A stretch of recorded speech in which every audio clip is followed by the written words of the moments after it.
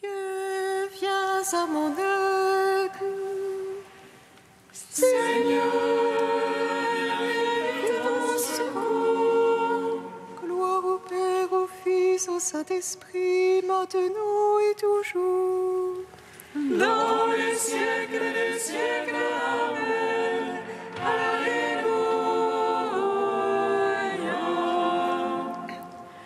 Viens, Esprit Saint.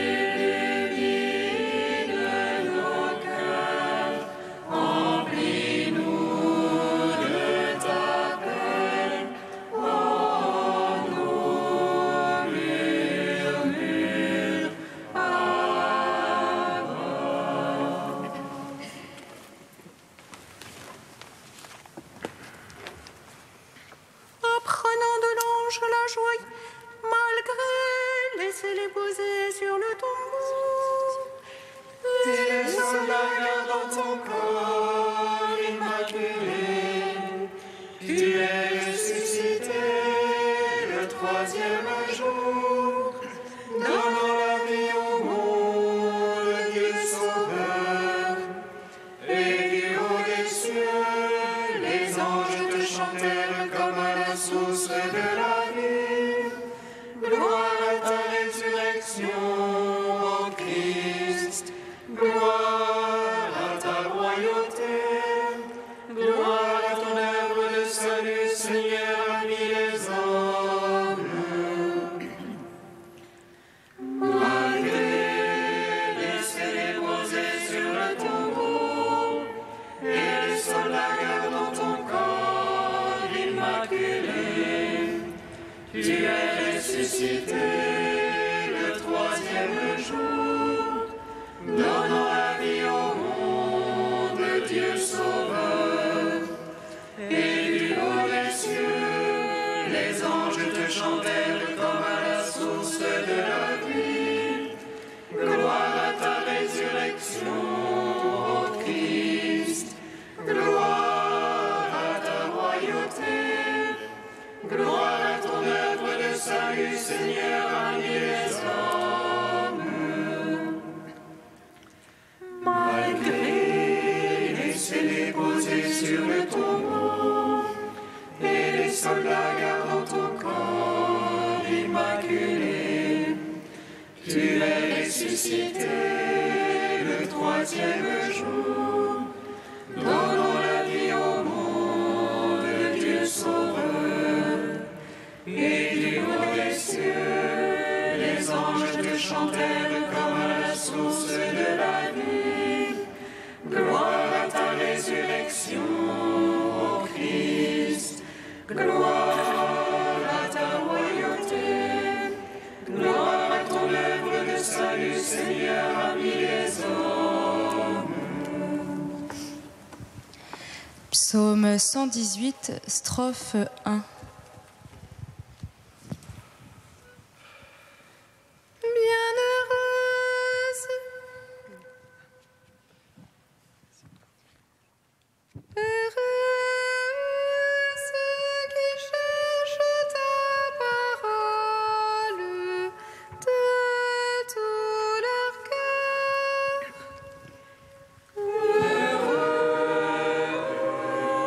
Ceux qui cherchent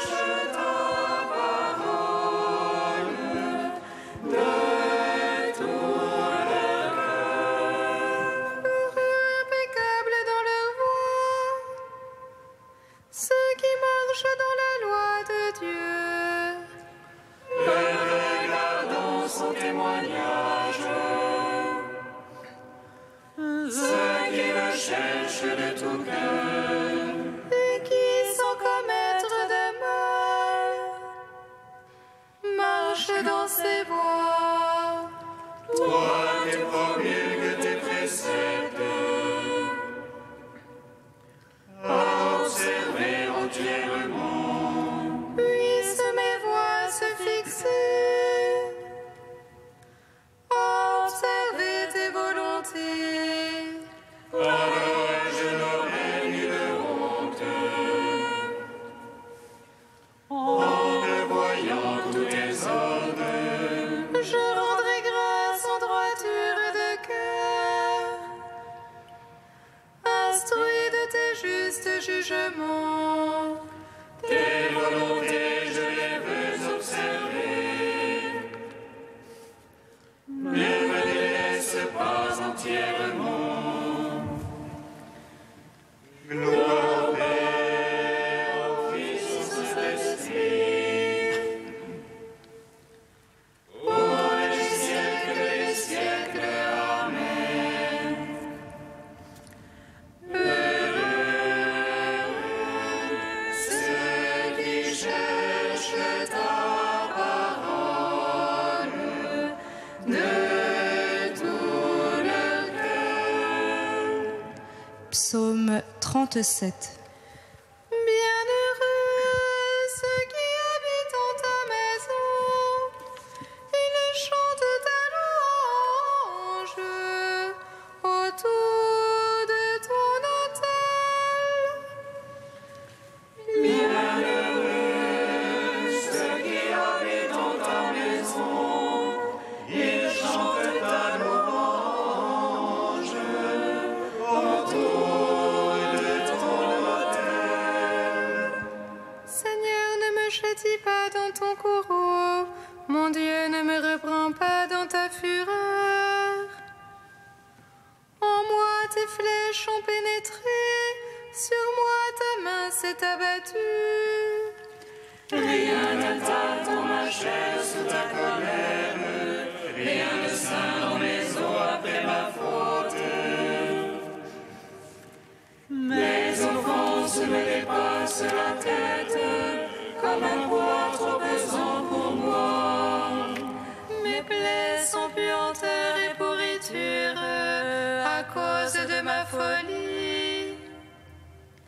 Ravagé, prostré à bout, tout le jour en deuil je m'agite. Mes reins sont pleins de fièvre, plus rien n'attaque dans ma chair. Brisé, écrasé à bout, je rugis en gond de mon cœur. Ô Maître, tout mon désir est devant toi, pour toi mon soupir n'est point caché. Le cœur me bat, ma force m'abandonne, et même la lumière de mes yeux. Mes amis s'écartent de ma plaie, mes plus proches se tiennent à distance. Et la machine, ce qui traque mon âme, tout le jour il rumine des trahisons. Mais je suis comme un sourd, je n'entends pas, comme un muet qui n'ouvre pas la bouche. Comme un homme n'ayant rien entendu, qui n'a point de réplique en sa bouche. C'est toi, Seigneur, que j'espère, c'est toi qui répondras, Dieu mon Maître. Je dis qu'il ne se gausse de moi, qu'il ne gagne sur moi comme mon pied bronche. Oh, je suis voué à la chute, mon tourment est devant moi sans relâche. Mon offense, oui, je la confesse, je suis anxieux de ma faute. Ceux qui me nuisent à plaisir foisonnent, ils sont légions à m'en vouloir sans cause. À me rendre le mal pour le bien, à m'accuser quand je cherche le bien. Ne m'abandonne jamais, Seigneur, mon Dieu, ne ne sois pas loin de moi. Vite viens à mon aide, Dieu mon maître et mon sauveur. Rendons gloire au Père Tout-Puissant, à son Fils Jésus-Christ le Seigneur, à l'Esprit qui habite en nos cœurs, pour les siècles des siècles. Amen. Bienheureux ceux qui habitent en ta maison, ils chantent ta louange autour de ton autel. Psaume 81. Dieu se tient au conseil divin. Au milieu des dieux, il juge. Jusqu'à quand jugerez-vous faussement? Soutiendrez-vous les prestiges des impies? Jugez pour le faible et l'orphelin. Aux malheureux, à l'indigent, rendez justice. Libérez le faible et le pauvre de la main des impies, délivrez-les. Sans savoir, sans comprendre, ils vont dans l'ombre. Toute l'assise de la terre s'ébranle. J'avais dit, vous les dieux, des fils du Très-Haut, vous tous. Mais non, comme l'homme vous mourrez, comme un seul au prince vous tomberez. Lève-toi, Dieu, juge la terre, car tu domines sur toutes les nations. Gloire au Père, au Fils, au Saint-Esprit, pour les siècles des siècles. Amen. Bienheureux ceux qui habitent en ta maison, ils chantent ta louange autour de ton autel. Deuxième chant du serviteur, page 290. Écoutez-moi, îles lointaines, soyez attentifs tous les peuples de la terre. J'étais encore dans le sein maternel quand le Seigneur m'a appelé. Il a fait de ma bouche une épée acérée, il m'a protégé dans l'ombre de sa main. Il a fait de moi sa flèche préférée, il m'a serré dans son carquois. Il m'a dit, tu es mon serviteur, en toi je veux me glorifier. Moi je pensais, je me suis fatigué en vain, j'ai en vain usé mes forces. Mais non, mon droit subsistait près du Seigneur, la récompense auprès de mon Dieu. Aux yeux du Seigneur, j'étais glorifié, et ma force, c'était mon Dieu. Il m'a dit, c'est trop peu que tu sois mon serviteur, pour relever Jacob et rassembler Israël. Je veux faire de toi la lumière des nations, un instrument de salut jusqu'aux extrémités de la terre. Rendons gloire au Père Tout-Puissant, à son Fils Jésus-Christ le Seigneur, à l'Esprit qui habite en nos cœurs, pour les siècles des siècles. Amen.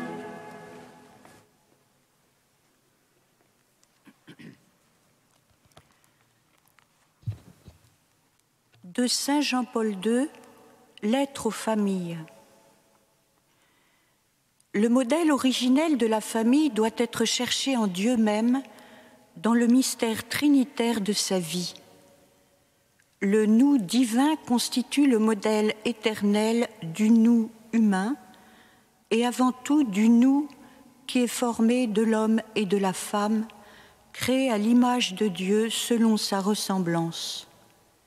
L'homme, dès le commencement, est créé masculin et féminin.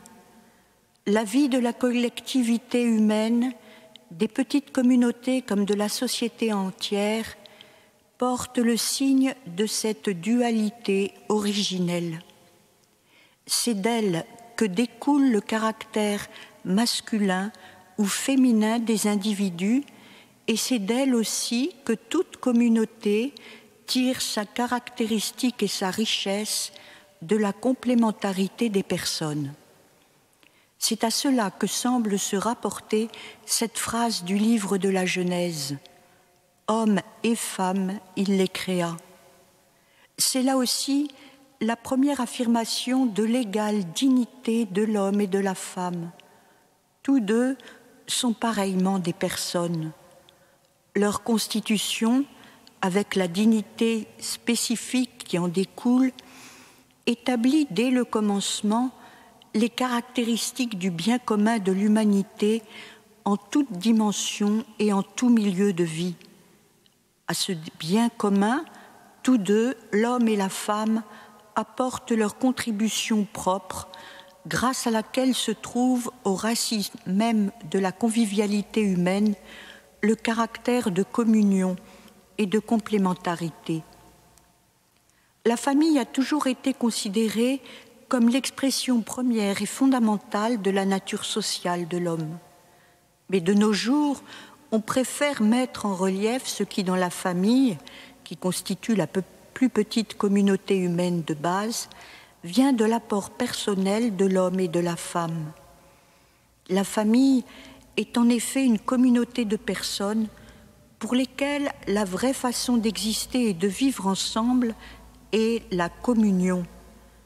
Elle naît de la communion conjugale que le Concile Vatican II qualifie d'alliance dans laquelle l'homme et la femme se donnent et se reçoivent mutuellement.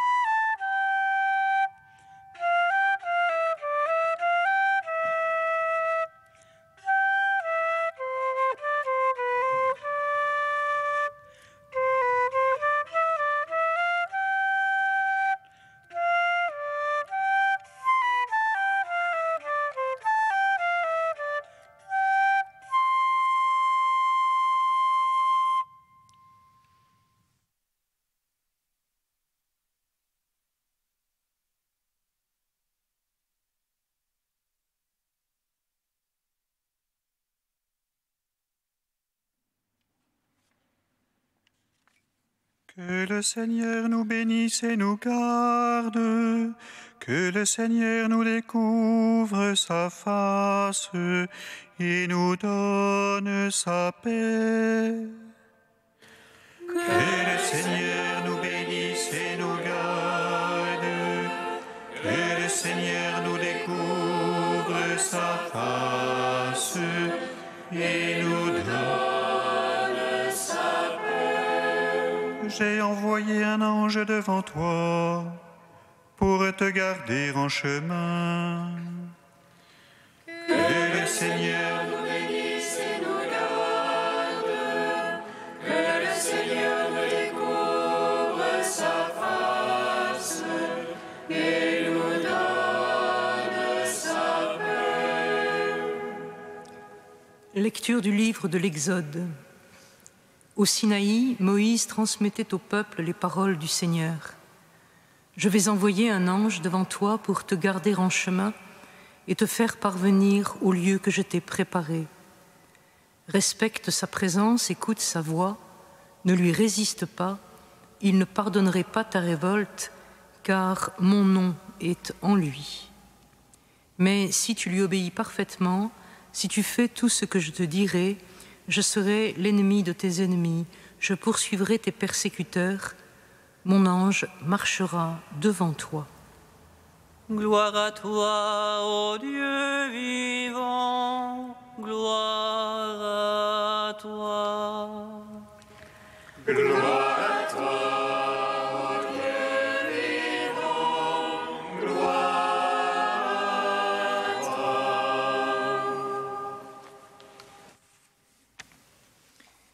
Je vais envoyer un ange devant toi pour te garder en chemin.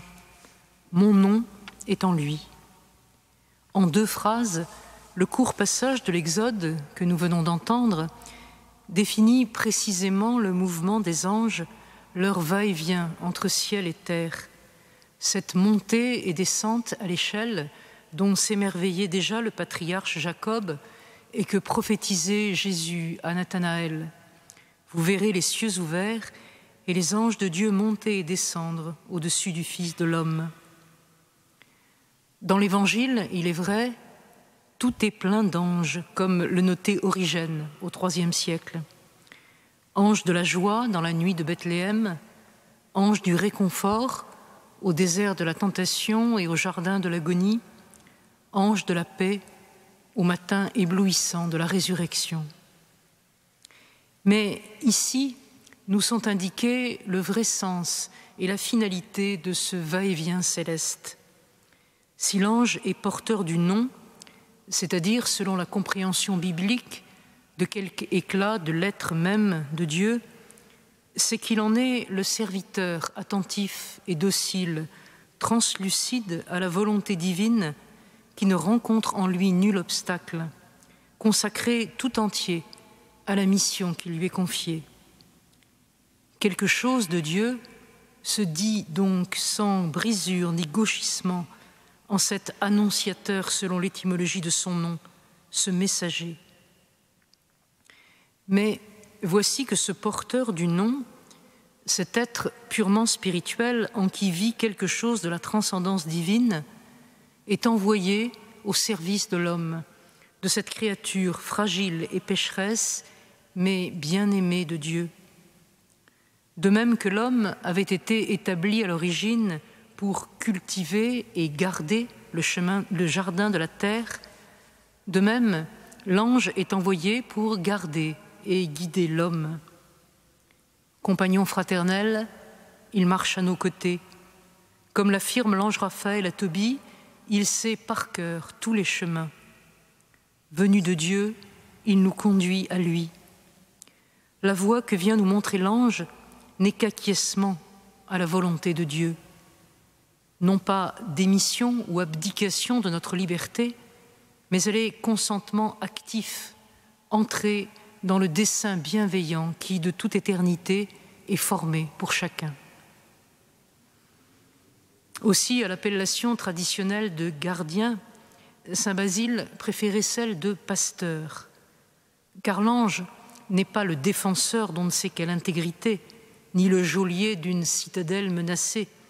Il ouvre, au contraire, en nous donnant d'entrevoir par sa seule présence des perspectives cosmiques, en nous montrant que la réalité ne se réduit pas à nos seules perceptions. Et il fait avancer, parce qu'il est guide, pédagogue, thérapeute, toute notion qui montre que l'important est moins de conserver que d'entrer dans le dynamisme de sainteté qui l'anime. De même que l'ange de l'Exode marchait en avant du peuple à travers le désert pour le mener en terre promise, de même, si nos anges nous gardent, c'est pour nous accompagner jusqu'à la ville du dernier jour, la Jérusalem céleste, dont 12 anges, nous révèle l'Apocalypse, maintiennent les portes ouvertes, pour qu'advienne le jour où nous serons non pas des anges, mais pareils aux anges dans le ciel, occupés à contempler enfin sans être jamais rassasiés, le visage de Dieu.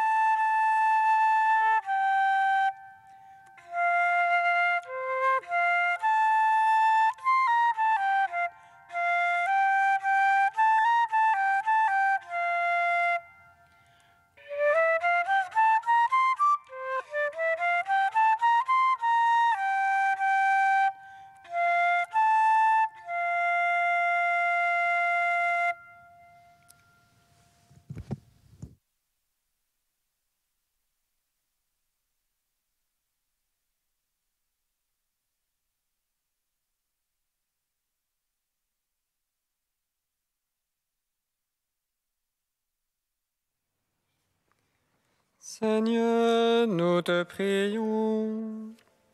Seigneur, nous te prions. Envoie tes anges dans nos vies, Seigneur, qu'ils nous aident à nous détourner du mal pour suivre la loi de ton esprit d'amour. Seigneur, nous te prions. Envoie tes anges dans nos vies, Seigneur, qu'ils nous protègent contre les tentations et qu'ils nous délivrent de l'ennemi. Seigneur, nous te prions. Envoie tes anges dans nos vies, Seigneur, qu'ils nous guident par le droit chemin jusqu'à la gloire éternelle. Seigneur, nous te prions.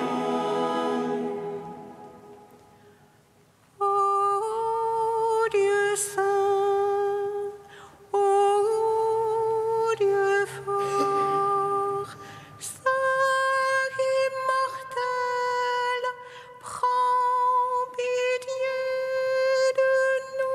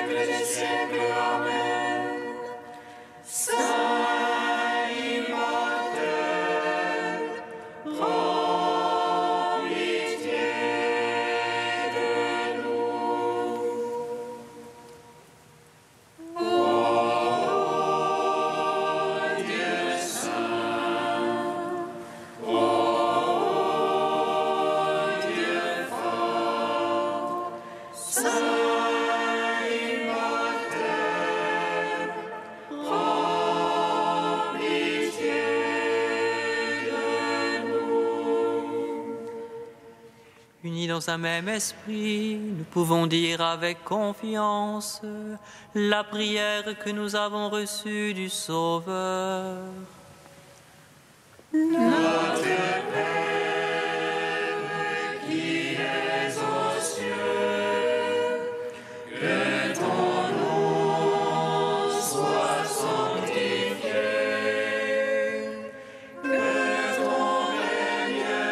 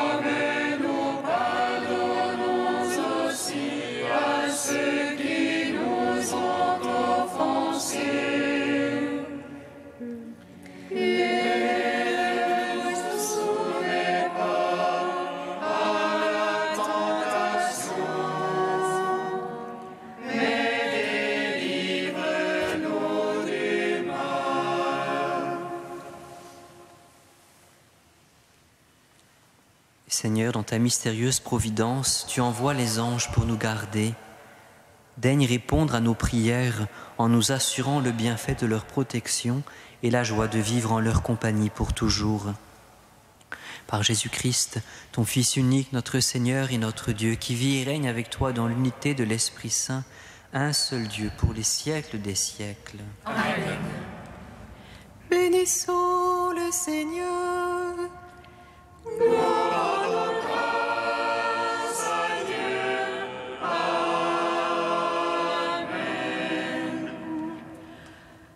L'ange annonça à Marie qu'elle serait la mère du Sauveur. Et elle conçut l'Esprit Saint. Réjouis-toi, Marie, pleine de grâce, le Seigneur est avec toi. Tu es bénie entre les femmes et Jésus, le fruit de ton sein, Voici la servante du Seigneur. qu'il me soit fait selon ta parole. Réjouis-toi, Marie, pleine de grâce, le Seigneur est avec toi.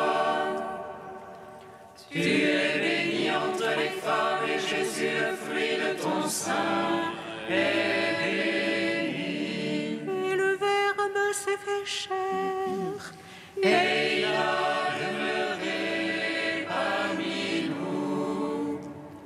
Réjouis-toi, Marie, pleine de grâce, le Seigneur est avec toi. Tu es bénie entre les femmes et Jésus, le fruit de ton sein, est béni. Prie pour nous, Sainte Mère de Dieu. Afin que nous soyons rendus dignes des promesses du Christ.